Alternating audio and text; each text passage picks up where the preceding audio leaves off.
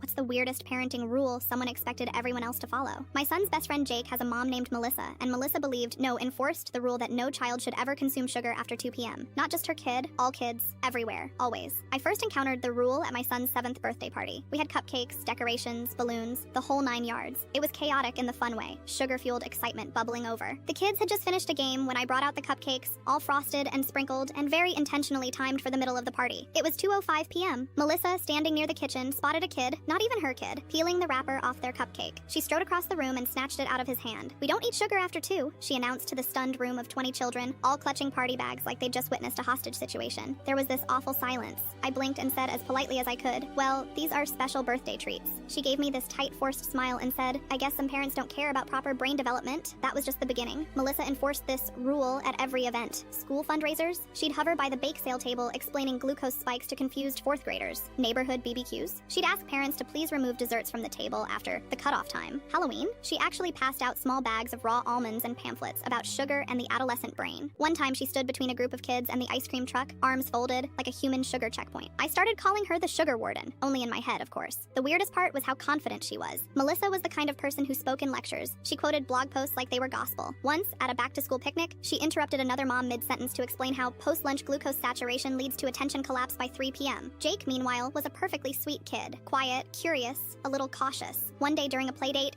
he and my son were playing in the living room when he whispered, "Do you have any candy?" I said sure and gave them each a couple of gummy bears. Jake held one up, looked at it like it was a gemstone, and whispered, "Mom says sugar makes me crazy, but I've never felt crazy from it." I felt terrible. The kid was afraid of candy. Not because he didn't like it, but because he genuinely thought it would warp his brain. And the irony? I'm a pediatric nutritionist. I've literally published research on childhood nutrition and sugar intake. Melissa never once asked what I did for a living, just assumed she knew more than everyone else. But here's where it all unraveled. Our school had its annual spring carnival. Games, food trucks, music, the whole deal. I was on cleanup duty afterward and headed out to the parking lot just as the sun was starting to dip. And that's when I saw her, Melissa, in her car, windows rolled up, alone. At first, I thought something was wrong. She looked frantic. But then I realized what was happening. She was shoving chocolate into her mouth with both hands, candy bar wrappers everywhere. It was like she was in a speed-eating contest with herself. And the look on her face was pure panic, like someone was going to catch her. She didn't see me. I just backed away and let her have her moment. Word got out eventually, not from me, but from her own son. Kids talk. Jake told my son, "Mom ate a whole bag of mini Twix in the car. She thought I didn't know, but I saw the wrappers in the cup holder. It was like someone popped the bubble." Melissa stopped giving lectures. She still shows up to school events, but she keeps her opinions to herself now. She even politely declined a cupcake last month without adding a single comment about blood sugar.